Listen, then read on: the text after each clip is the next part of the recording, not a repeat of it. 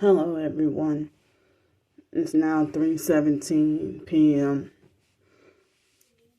I don't remember how long ago it was, probably 30 minutes ago. I apologize for any noise. So there was one of the librarians, this Hispanic lady.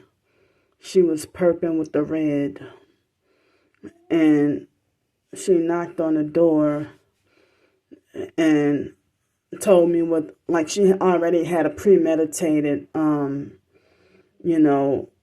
vicious hate, anger look, and had this narcissistic, fake, wannabe, strict kind of look on her face. And she knocked on the door and condemned me, telling me no sleeping. So she she was Hispanic, and I'm just saying for description. And it's like, this is what I have to deal with, being homeless and targeted. Because I thought I saw, I don't know if I saw other people sleeping here before too. And I mean, this is my maybe second or third week trying to come here. So I didn't even know we weren't allowed to sleep here. But I was extremely, where else was I going to get any sleep? I was so sleep deprived. When I go to the, when I go to the airport at night, I end up not being able to sleep at all because it would be so cold. Excuse me. And yeah, I mean, I dozed off and fell asleep a few times before, since coming here, and nobody told me anything. She's the only one that's saying something. And like the other libraries, they never tell me anything about the smaller libraries. They never tell me anything about falling asleep. And other homeless people as well. They never say anything. The only time they'll say something is if downtown New Orleans, that main library downtown New Orleans, they flip out and say something. So certain places I've been to, they just straight up wrongfully banned me forever for dozing off and falling asleep. But, like last night, I got not even 2 hours of sleep. And, they forced the target to become homeless, the gang stalking network. And then they criminalize you for being homeless, and they criminalize you if you doze off and fall asleep. Like as if you really did it on purpose. It's like, how could you try to criminalize something that's biological, or they criminalize public sleeping or whatever,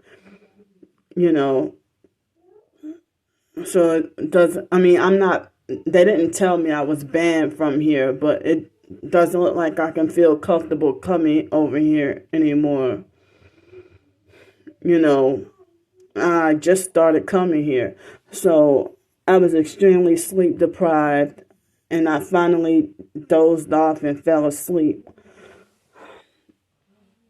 And it's like, you're sitting there getting mad at me, but you don't even know the reason behind why I'm falling asleep.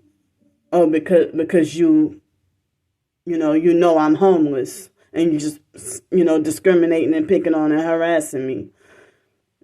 If you were homeless like me, you would be you probably would be dozing off or falling asleep too. So you don't even know somebody's circumstance. I'm not on psychiatric medications right now or any other medications.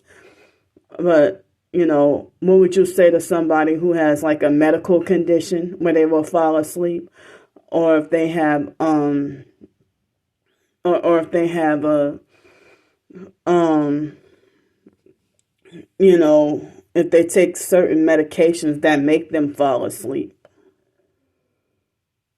you know. So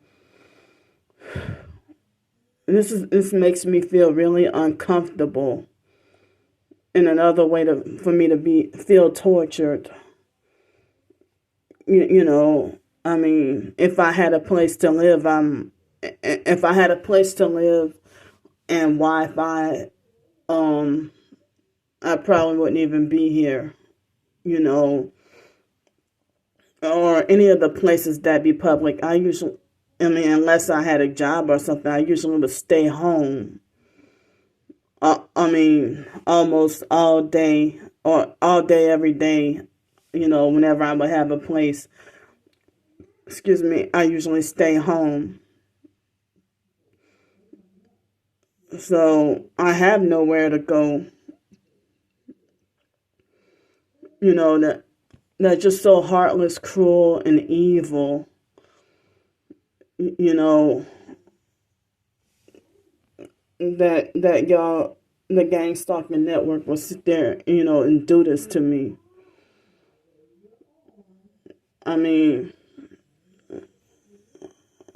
so that was how they wrongfully banned me forever when I was brand new to Pensacola. You know, being sleep deprived for so long and then finally dozing off and your body shutting down and having no control over it. That's how they wrongfully banned me from the fake Everman place in downtown Pensacola. And they told me that I was banned forever for the rest of my life from both locations. But at first they were saying I was just had an official no trespass ban just for 1 year. You know, so, and if y'all want to say ignore the doggone gang stalkers, and she's one of them, you know, and if it would have been a black lady, I would have described to y'all that it's a black lady, or if it would have been a white lady, I would have described, well, it was a white lady, or if it was an Asian lady or a Middle Eastern lady, I would have described, you know, but she could have been from a different country. I didn't know if she was Hispanic or could have been from a different country, but she looked Hispanic.